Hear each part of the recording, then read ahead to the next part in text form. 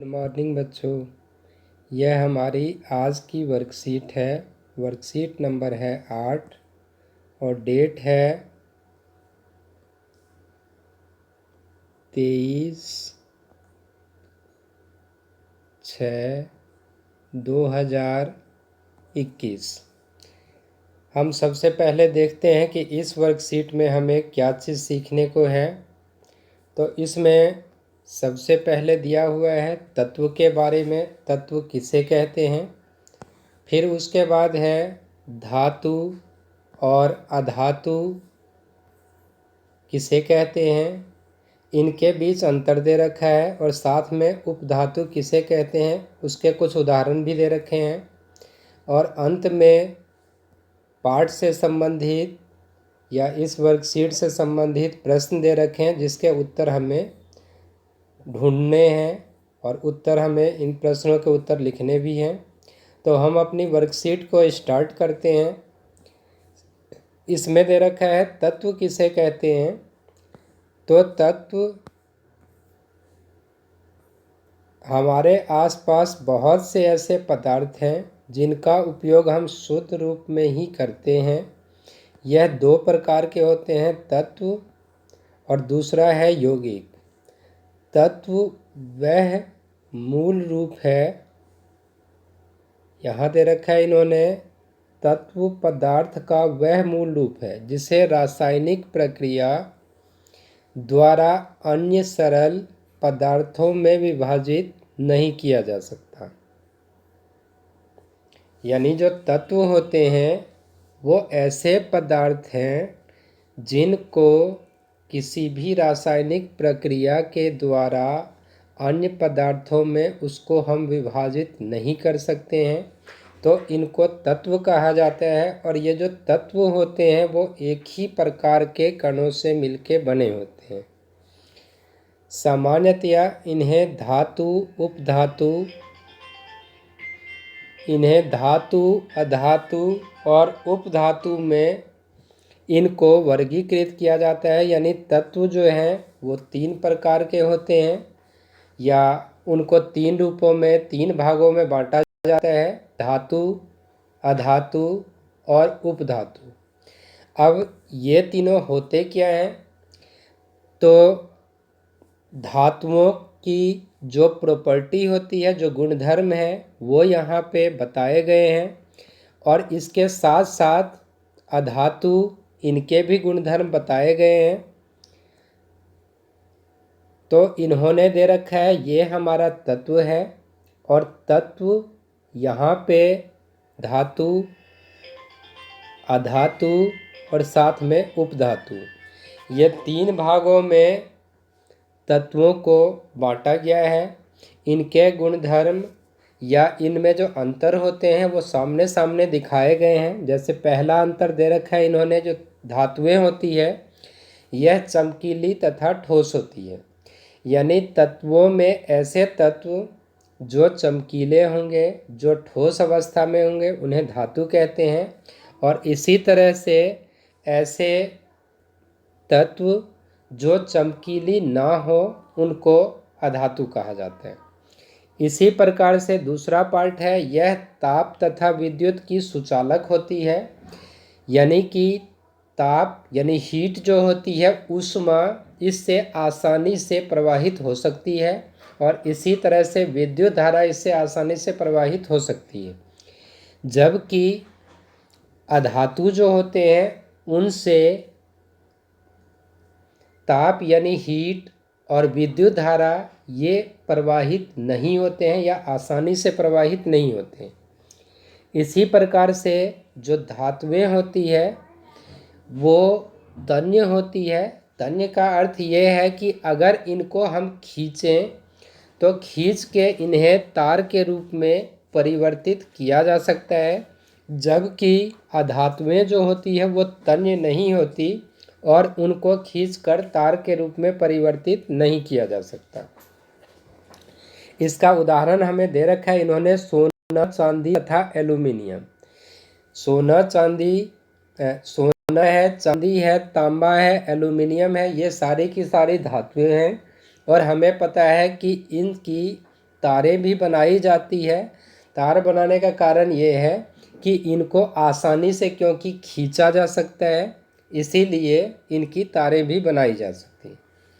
जबकि अधातुएं जो होती है उनकी तार नहीं बनाई जा सकती, इसीलिए आमतौर पर इनकी तारें हमें दिखाई नहीं देती है। फिर उसके बाद है आघातवर्धिता। तो धातुएं जो होती है वो आघातवर्ती होती है, यानी कि उनको पीट पीट कर पतली चादर के रूप में परिवर्तित किया जा सकता है।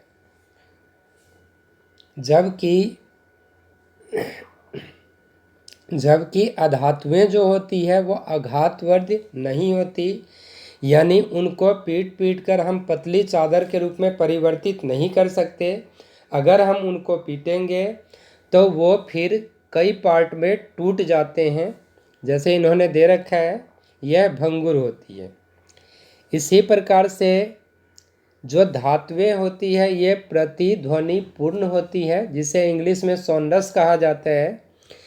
और इसका अर्थ ये होता है कि इनसे यानी इन पर चोट करने पर, आघात करने पर इनसे प्रतिध्वनि उत्पन्न होती है, जबकि अधातुओं के केस में ऐसा नहीं होता है। और इसके अलावा इन्होंने दे रखा है कि अधातुएं जो होती है वो सामान्यतया या तो द्रव्य अवस्था में पाई जाती है या वो गैसीय अवस्था में पाई जाती है। इन धातुओं और अधातुओं के अलावा धातु मीन्स मेटल्स और अधातु मीन्स नॉन मेटल्स, तो इनके अलावा एक उपधातु भी प्रकार होता है तत्व का, जिसको इंग्लिश में मेटलॉइड्स कहा जाता है। और ये जो उपधातु होते हैं ये धातु और अधातु के कुछ कुछ गुणधर्म को दर्शाते हैं, इसीलिए इनको उपधातु कहा जाता है।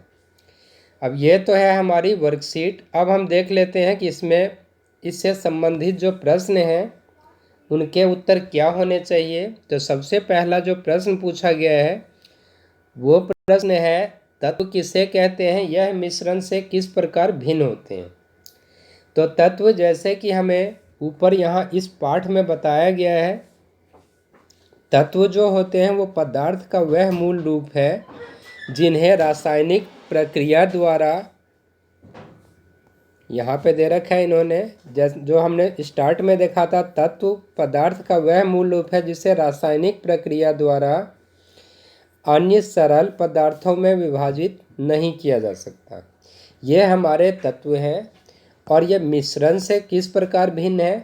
तो मिश्रण जो होते हैं वो दो या दो से अधिक पदार्थों के मेल से बने होते हैं, यानी संयोग से बने होते हैं, और उनमें जो अनुपात होता है वो स्थिर नहीं होता। तो इस प्रकार से मिश्रण तत्व से अलग होते हैं। दूसरा प्रश्न है इसमें, खाना पकाने के लिए एल्यूमिनियम के बर्तनों का उपयोग किया जाता है, यहाँ एल्यूमिनियम के कौन से गुण का प्रयोग किया जाता है। तो हमने यहाँ पे देखा था धातुओं के गुणधर्म में ये जो चौथा गुणधर्म है यह आघातवर्धी होती है, यानी इन्हें पीट कर महीन चादरों में ढाला जा सकता है। और क्योंकि इनको महीन चादरों के रूप में ढाला जा सकता है तो इसीलिए इनके बर्तन भी बनाए जा सकते हैं। फिर उसके बाद तीसरा प्रश्न है, क्या कोयला यानी कार्बन का प्रयोग घरों में प्रयुक्त होने वाली तारों के लिए किया जा सकता है। तो इसका उत्तर होगा नहीं।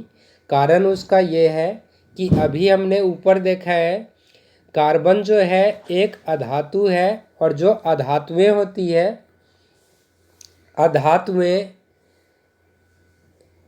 विद्युत की कुचालक होती है, और विद्युत की कुचालक है तो अगर हम इसकी तार बनाएंगे भी तो इससे विद्युत धारा प्रवाहित नहीं हो सकती, इसीलिए इसके तार बनाने का कोई फ़ायदा नहीं है।